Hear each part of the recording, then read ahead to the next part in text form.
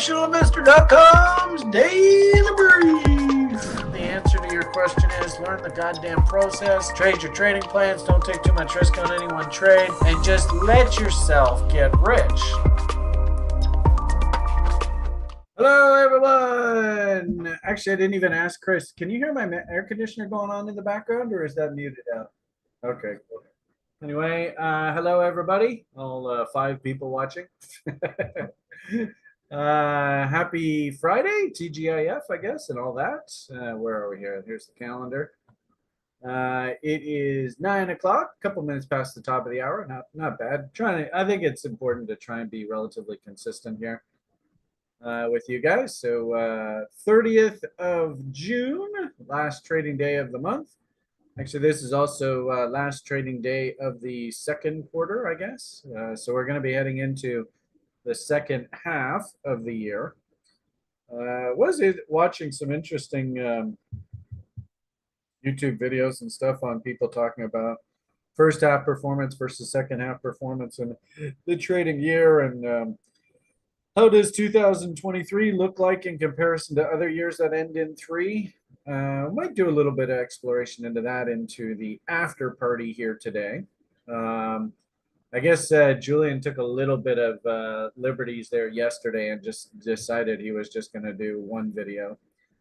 I do like the after party, especially when we have special guests. And Fridays, of course, we try to make it a habit to bring on TRI OGers, guys that I've been now working with. Geez, we've been running this website for the better part of 10 years now. And actually, the gentleman that we have on today is one of my favorite guys on the site, captain of the Harmonics trading room at TRI, and all around nice guy, Steven. Steven, want to say hi to these good people?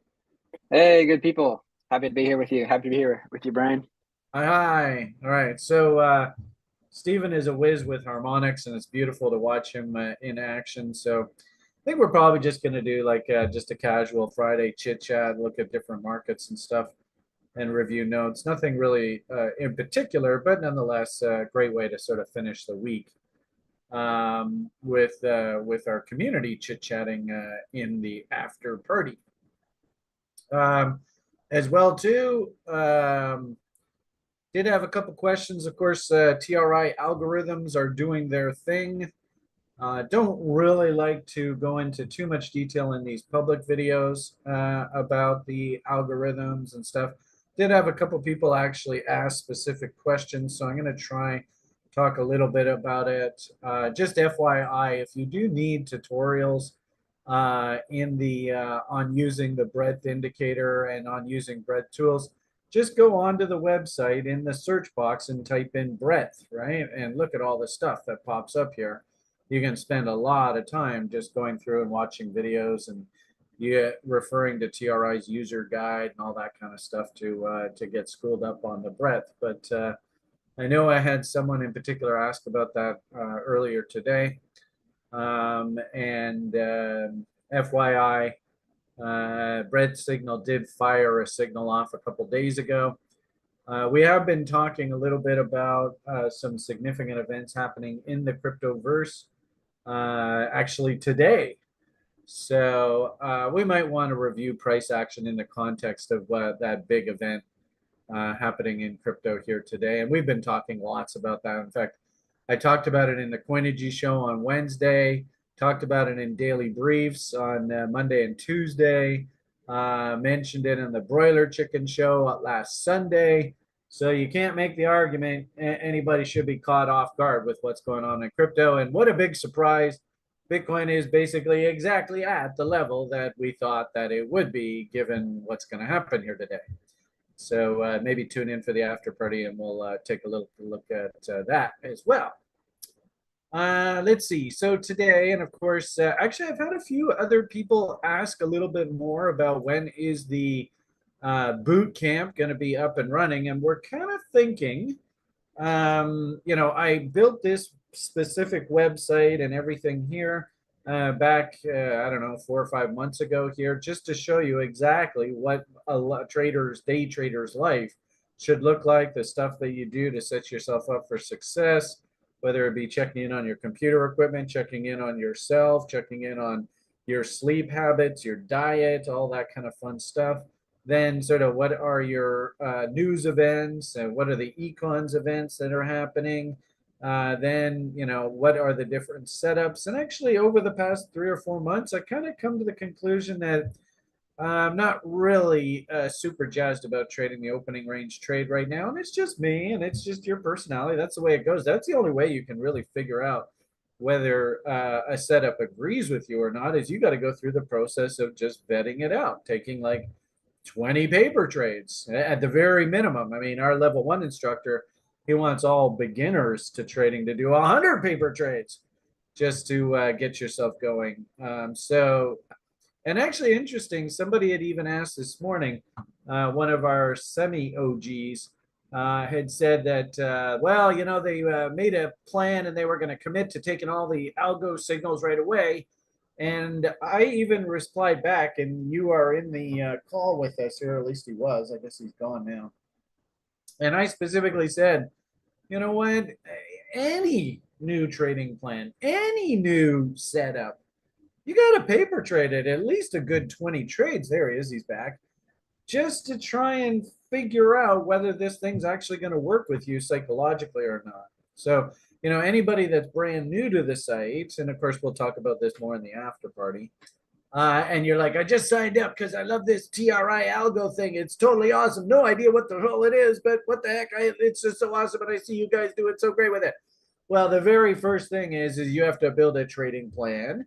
You have to identify the risk management strategy. You have to identify what exchange you're trading on. You have to identify what times a day you're trading. You have to identify what price action you need to see with regard to the indicator signal before you ever think about putting any money at risk in the market. So by all means, I don't want to see anybody coming on the site and just taking the very first algo signal that they see. And hey, I mortgaged my house and I just took the algo signal. I mean, I don't want to hear any of that kind of talk. That's just foolish, stupid, noob, public, idiot trader talk. So don't be that guy, okay? I mean, the whole reason why we build the education program is that a lot of people don't know how to actually do this. Build trade setups, build logs, journal, diarize, try and get in touch with what type of risk taker you are, what type of market participant you are, what kind of trade mechanism appeals to you, all that kind of talk. Anyway, we'll go into that in more detail in the after party. Let's just get on. This is supposed to be a brief summary, and I've only got 19 minutes left here. All right, so obviously the big news announcement today was kind of funny. Julian was in the middle of his broadcast yesterday, and he's like, man, nothing's going to happen tomorrow econ-wise. And I'm like, excuse me, actually, there's a pretty big thing that's going to happen here. The whole market has been waiting this. Mr. Powell himself even said that the PCE, or the Personal Consumption Expenditure Index, which of course, these banksters, they're constantly screwing around with the data to try and make it justify the whole Klaus reset nonsense. I mean, I hope you all understand there is no such thing as inflation. Inflation is a completely made up concept. And it's so funny watching like university professors try to go around in circles to explain inflation. Inflation is the banker's tax. It is simple as that, folks. Don't kid yourself. And of course, these stupid woke politicians that are with us nowadays, they don't understand this. So when the banksters go, oh yeah, go and spend all the money you want, we'll back you up and we'll support everything. They don't understand that, yeah, they might have some socialist agenda and they think, great, I can float all these wonderful government programs, but they're just falling into the banksters' trap. So that's what inflation is as far as I'm concerned. And, the bottom line here is, of course, and there used to be a site manager member. In fact, I sure hope you went and bought that damn Ubic like we said we were going to there, Mr. Malipad. But he used to, he loved one line that I used to always say when we walked around the Vancouver idiocy here, where there's just skyscrapers going up everywhere. And the overdevelopment is ridiculous. What does a world swimming in $32 trillion of liquidity look like? Well, often it turns hyperinflationary. I mean, go look at Venezuela, go look at Zimbabwe. Basically, they are real life current markets that are trying to do exactly what all these Western governments are doing now. And you see the inflation problems that they have. And then if you want a historical reference, go look at Weimar Germany as the absolute perfect analogy. And what's scary is that there is a lot of similarities between Weimar Germany and what the Western economies of the world are facing today. I mean, it's shocking how similar they are. Let's hope to God it doesn't end the same way, but you never know. That's why we all own Bitcoin, right? 21 million coins, never going to be any more. Damn it. Okay, so point of the matter here is had a pretty big econ come out today that the Fedsters, of course, they follow closely.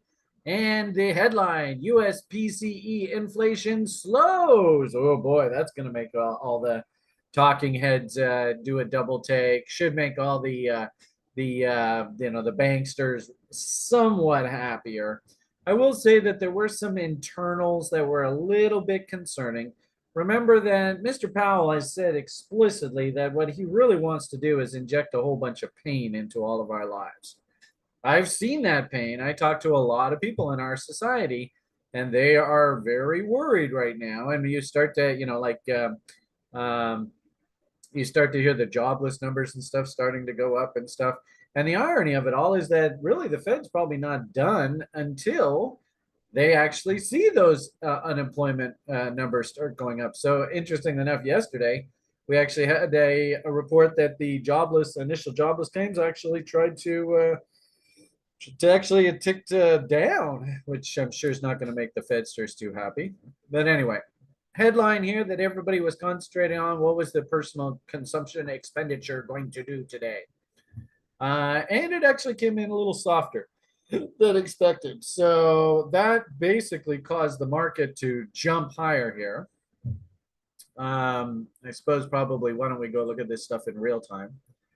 And keep in mind that usually I do this screenshot right first thing in the morning, right when this stuff comes out, so you can even see they didn't even have the stock indexes or anything on the screen at that point because it's like still the middle of the night when those data points come out. Here is sort of our real-time look, and I always suggest to you guys that keep an eye on Japan. It's not a bad proxy for how the rest of our day is going to go, and you can see it actually kind of finished flat. We've also talked lots about options expiry. I actually think that if the options boys can get the market to go out right around this level, they hit a monster home run. We could probably take a look at that options data in the after party as well. And I posted in the lounge. I think it's pretty obvious. Once again, very typical stock market to Wall Street gains here into this weekly options expiry today. Also, too, really, really good lesson. And again, we'll talk about it in the after party. But Bitcoin, of course, was charging higher. And we talked lots in recent videos about how the maximum pain is probably right around 30,000, whereas they want to take this thing out. And lo and behold, I think Bitcoin's basically sitting right at 30,000. And now it has a big fat M staring you in the face. So be careful there, Bitcoiners. But long and short of it here, the inflation data that everybody was worried about, it actually came in a little bit soft. So stock market actually liked what it saw. NASDAQ booming higher here. And I have a feeling that's going to be the theme for us basically probably for the next 10, 15 years. I mean, that's how long these growth cycles last. That, a fun experiment. Go look at what the NASDAQ did between 1980 and 2000. That's the same growth cycle that we're in now. I mean, it went crazy. So ironically enough, I wouldn't be surprised if the NASDAQ actually is higher than the Dow here in maybe in the next 10, 15 years kind of idea. At some point, the NASDAQ will actually pass brick and mortars. Having said that, just in the short term, market looks like it's catching a bit of a bid. But the interesting thing about that is we actually ran up into what I would consider pretty significant levels. And so because we actually ran into significant day trader levels, oh, look at that. Yeah, looks like I just got stopped at scratch. I actually did have a bit of a top that came in here this morning. So, I trade setups. So I have no choice. We had this inverted head and shoulders off the 4 hours come in. It painted a nice 1.618 alt AB equals CD extension level. That top up there. We also had a 2.618 off of and mostly if we look at this, say on like a 30-minute chart, you can see it. So this consolidation range, 2.618, and also too, we had this trend line actually that goes back quite a ways. Can't even see it on the 30-minute chart. But this trend line, this market structure trend line, boom, boom, that is a very, very important trend line. And you notice we came up and just flirted with it here first thing this morning. So on that weakness, I'm a trader, got to trader, got to trade, all that kind of fun stuff. I did have M top come in on price, and that also started to paint bearish divergences. Willie is stupidly overbought. This is my El Tango Nader trade. It was interesting with this one because 2-to-1 off of this M top is basically this level here, looking for the market to come back down into this tail. Wicks and tails like to be eaten, candle body lows for trade location, previous market structure, blah, blah, blah, blah, blah, blah, blah. But it looks like we ran into this tail here, and that's 50% of the anticipated move. So at that point, I get permission to move my stop to scratch. And as you can see, I just got stopped out at scratch. Man, I would rather finish my day. I followed the plan. I took the setup. I followed the process goals. And in this particular case, I got stopped at scratch. Big deal. It's just the way it goes. It's a trader's life. So anyway, that'll be my trading day. And actually, I'll even go in and make note of that. Although you can't see it on here. I'm not quite sure why. Oh, there it is. Yeah. So you can see the sell 80.75, and I just got stopped at scratch. Actually, it looks like I got stopped at scratch right there. 70.85. So I was actually out of the trade before we even started the video here. So anyway, it is what it is. It's a day trader's life. Actually, a really good example of a day trader's life yesterday, while Julian was driving the bus here. I had an interesting level come in on the gold. We banged up against 13 EMA here and trendline resistance kind of idea. So I actually was hunting shorts there. And actually, I could probably just show you. Again, want to be the demonstrator of best practices. I mean, what does this look like every single day? I'm just a day trader. Of course, there's the news and the econs. You can see here was where I had made reference. Interesting, on the actual open, I didn't have anything trade in any levels. But yesterday, about halfway through the day, I had gold actually rally back into a resistance point. There is that 13 AMA on the trend line I was talking about there. So I was actually given permission to hunt a lower time frame short setup. And it turned out to be basically a scratch trade. It was up 4 ticks on the end of the day. But, actually, I don't mind that because, again, you sort of see the same logic. Here, I didn't have the move stop to scratch level actually hit, but I got this pretty well-defined inverted head and shoulders that came in. So I gave the market the opportunity to work. It just waffled, and I just hopped off with a couple tick profit, but not that big of a deal. Hopefully what you see is consistent behavior out of Brian, right? So that you can see the bear div set up over here, M top, got to hit the M top. Gave the market the opportunity to work through the euro close. Market firmed up a bit, and then I just walked away, took a couple bucks. Well, that's basically the same thing that happened here today. So ES came into 4-hour levels. You can see the chart. That's what I put in my diary in my notes this morning. Took the 3-minute trade. And as I said, in this particular case, I was given permission to move my stop down to scratch. And the market came back and I just walked away at scratch. No, it's a trader's life. It's the way it goes. Let's see. So that's sort of the broader market. Looking at the big picture, US dollar index did come off pretty smartly on that PCE data print. And I think, if anything, the central banksters, the way that they were talking, remember, what's the job of the central banksters, right? It's to make sure that as many put options expire worthless as possible. So not a big surprise. Powell sort of jawboned the market to calm down there and come off, through his Tuesday, Wednesday. Oh yeah, the Fed's going to be raising rates. Fed's going to be raising rates. U.S. dollar index goes cranking higher. Everybody buys put options. Oh my God, the Fed's going to kill us. Oh, we're all going to zero. Ah. And what happens on Friday on the news date? Of course, remember, today's the options expiry day. And I mean, look how brutal this is. It's stunning how they do this every bloody week. So here is the S&P 500 weekly option, 0 days to expiry. Here's the open interest. And look at these numbers. This is ridiculous. So, here is the index right now, 442.92. Let's call it 443, up 483 on the day.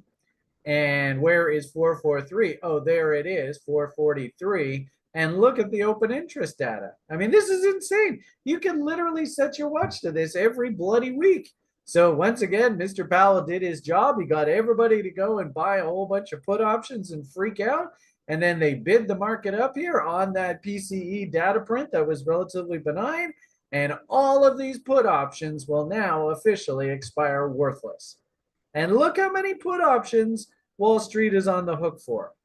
I mean, at some point, somebody's going to go, this is borderline criminal what you people are doing here. I mean, does it? Hey, Stephen, you're going to be on the call with me after this. Do you see this? Yeah, it's striking. Strike. Yeah. Oh, no pun intended. I mean, it's insane how they do this every damn week. So in the after party, we'll go look at the Bitcoin options and the algo signals and all that kind of fun stuff. But it's basically the same damn thing, because today is actually a pretty big options expiry day in Bitcoin land as well. So anyway, go figure. Okay, so finish this video off. Didn't actually do anything in crude. As you can see, stock market's feeling pretty uppy. If you want to write this down, it's probably a good reference point for you. We're heading into a very big sort of wrap yourself in the flag event for the Americans here. I don't know, Stephen, you got anything planned for the 4th of July here? Chris, you got anything planned? No? I think I'm just gonna do a little bit of light grilling tomorrow. So chicken grill. That's all I got. All right. I don't know whether your microphone actually people hear you when you talk on YouTube, but I think sometimes. I guess it doesn't matter now. I've already asked and you've already answered. So anyway, Chris said he doesn't have much planned. But anyway, typical Americans, and maybe these two aren't typical Americans, I don't know. But usually it's all, oh, we'll get together with family, we'll do the fireworks. Oh yeah, there Gog says, yep, we can hear him. Okay, cool. But usually it's a rah, God save America, wrap yourself in the flag, capitalism is wonderful, it's un-American to short. So it doesn't surprise me that the market's on a very uppy note here today. Doesn't surprise me one bit whatsoever. I guess what was interesting was, and again, I'm not allowed to talk about the specifics, especially on these free videos, but we did have, we'll leave it at this. We had warning signs out of Bitcoin and really the crypto universe that there might be trouble on the horizon. And so it's interesting to see, and it turns out that the fundamental driver, we'll just look at this really simple Bitcoin chart. But the fundamental driver here of late, of course, was, the whole rally got kicked off here recently because BlackRock had applied and was going to try and float a Bitcoin ETF. And of course, somebody posted this in the lounge. So I just retweeted it. I don't know if this is the source or not, but anyway, somebody just put this out, so I retweeted it. American SEC states that there are inadequate documents for a spot Bitcoin ETF. in that I also saw another message along the lines that they still think that the Bitcoin price is being highly manipulated by Binance and CZ, and there's still a lot of uncertainties around Tether and wash trading, and so as a result, that sort of put the kibosh on the whole Bitcoin ETF. Whatever the excuse du jour is, I hope you all can see that what are we supposed to think if we ever see the market smiling at us? Now, the interesting thing with this is you can see they just took it down, boom, and you can see there's a hell of a fight going on here. And I don't know whether you want to go off of that level, which means that already confirmed, or whether you want to go off of that level, which means that just confirmed. But you can see there's a hell of a fight going on here in the marketplace right now. I would say, and this is actually, if you can get to this point as a trader, then I don't have to worry about you. You're going to do fine trading. But hopefully what you guys see is it turns out that there was one hell of a trader setup. We teach all the kids on the site, especially new people to trading, this concept called the reload zone. That's where ideally we want to try and hunt shorts. And then you might argue over here, well, that sure looks like an M top, so I really wouldn't have a problem actually being short from that level. And then notice, look where that top developed. So were you short off of that M top, or were you short through failure through the reload zone? What's super uber insane cool is watch what happens. We could have hunted a reload zone within a reload zone. And I always tell you guys that if you ever see a reload zone within a reload zone, holy Shiite Muslim. And look at that M that came in right through that window. So any of you sharpshooter traders, and I'll just give you a shout out, anybody that was able to actually short that level there, congratulations. That was the trader's trade right there. Look at that. I mean, just incredible. So for the purposes of site demonstration and stuff, I've got a short on Bitcoin working off of this M top here. On the daily charts, it was nothing more than just an inside bar reversal. I don't know whether I can show you on this. I don't want to show you the other charts because they got all the algo signals and shit all over them. And I'm not supposed to show you that, guys. So that stuff. So anyway, you can see the inside bar that fired on this daily chart. This is the stamp signal here. So that's where I've got a short working right now. The first thing this morning, I was like, holy Shiite Muslim, this isn't so good. But now I'm back in the money. Go figure. And believe it or not, and I don't know how the hell this weekend's going to go. As I said there a minute ago, what are we supposed to think if we ever see the market smiling at you? I mean, the smiles are in there. And really what should happen here, and this is just Mother Nature taking over. It's not really any grand prediction. It's just what if Mother Nature does what Mother Nature does, then we probably will want to come back and kiss this high here. Wyckoff checks, right? That's probably a bit of a liquidity pool unto itself. And good old 50% rules, WD GAN off of that range. So if this actually is a top, then this should be our price objective in the near term. And, probably the trade is to risk against these highs and try and get like a 2-to-1 risk reward, right? Which would basically be short right off of that inside bar. And, that double top fail up there, if you got short off of that reload zone within the reload zone up there, then you're a trading god, and hugs and kisses, you're the best. So we'll see how this goes. What's really interesting about this is if we go over to things like the stock market, there is a Bitcoin ETF, of course, trading in Canada. So I still think that there's a lot of politics and shit going on here with regard to this Bitcoin football. I think the SEC is just basically playing a game with BlackRock. They probably tried to screw as much of the public as possible there. That wouldn't surprise me at all. And then, as we've talked about at late, there is a lot of reason to look for the Bitcoin options expiring today for them to make sure that this market finishes. In this case, on this Bitcoin ETF that's listed in Canada, we want this thing to go below $17. And actually, this is even traded on the US market. These ETFs are traded in Canada, but this one in particular, this BITO, it values itself off of the Bitcoin futures contracts. And you can see, what are we supposed to think if we ever see the market smiling at you? This was Brian going on vacation. This was BlackRock saying they're going to float a bearish, or excuse me, a Bitcoin ETF. And you tell me, I mean, is this sustainable? Just very quickly, let's see if any of you people watching the free video know this over on YouTube. What is the statistical odds that the price of Bitcoin will have to come back down and fill in all these holes on the chart? I mean, if you fancy yourself a trader, you should know what this statistic is, because as traders, what are we supposed to be doing here? We're supposed to be hunting edge. And I'll tell you, if you know what the statistical odds that this gap will be filled in, this gap will be filled in, this gap will be filled in, then you know bloody well that the odds, no, it's way higher than that, God, way higher. You know that, going and buying Bitcoins here is actually asking for trouble. Thank you, Prince. Thank you, Nori.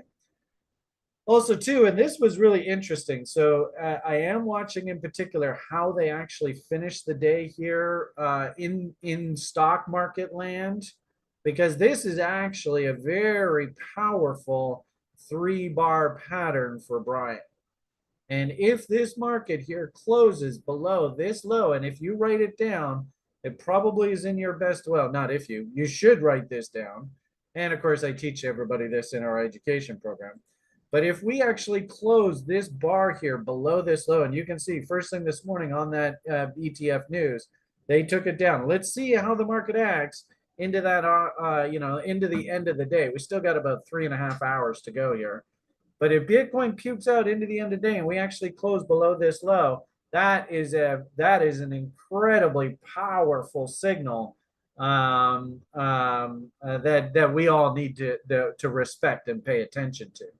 So I don't know how this is going to finish.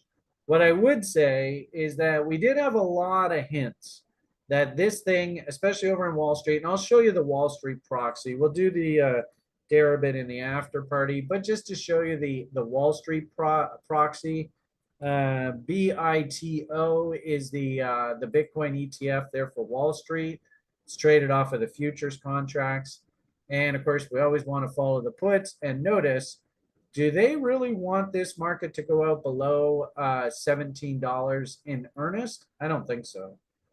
If anything, they would probably want to make sure that the market goes out right around 17. So maybe even like 1701, 1702. So then that way this option expires worthless. But also notice too, all of these 25,000 options, they all expire worthless. So Wall Street's hit a major, major home run here. This is off of the ETF that I just showed you here, right? So we're 1692. My hunch is they probably want to take it out here. Now, if this option actually expires in the money, that is going to be a very big tell for us going forward as well. So, it might even behoove us on Sunday to circle back and just see how these options actually expired, who got automatically exercised. And I'll tell you, if this option actually does settle in the money and they're auto exercised, then it does mean to me that Wall Street actually is going to be long a lot of Bitcoins coming out of this weekend. Are they going to be incentivized to sell a little bit and square up their books heading into the new quarter? Well, we'll see Tuesday, Wednesday, Thursday next week. Why would they want to keep it down? Well, same sort of thing, but these are the calls. And I might argue that, you've got like 6,000 call options here that are actually going to expire in the money if they settle this thing where it is now.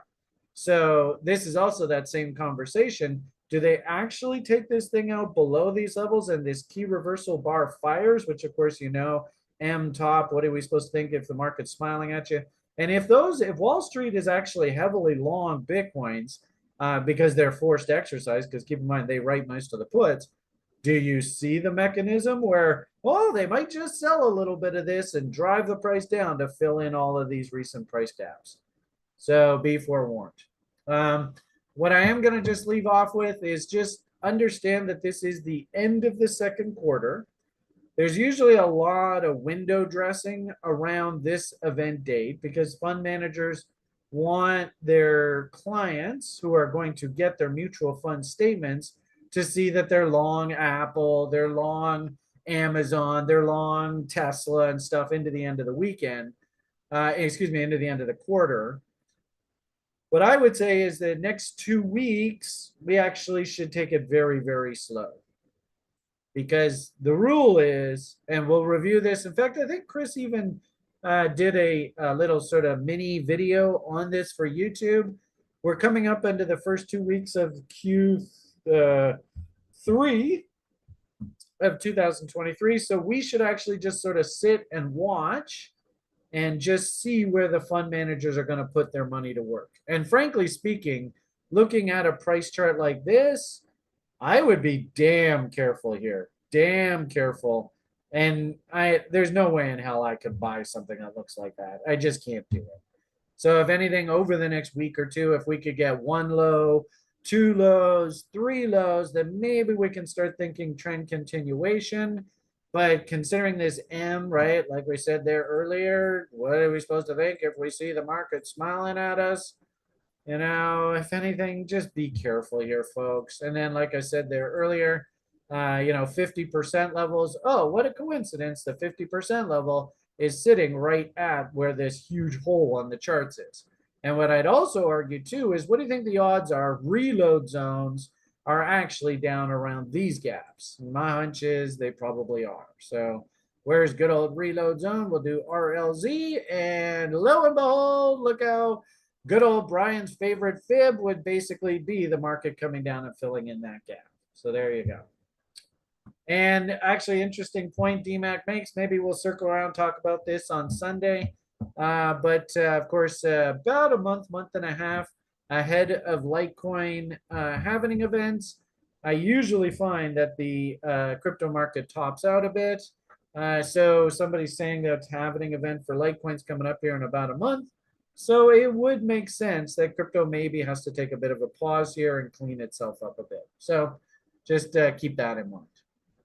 Okay, I think you're going to leave the rants at that for the public video. Let's head on over and chat with Steven, and we'll have a fun little conversation with Steven in the after party here about what he happens to be seeing in the market and whether he either agrees or disagrees with me. All right, have yourselves a great day. PMA for the win. All the best, and bye.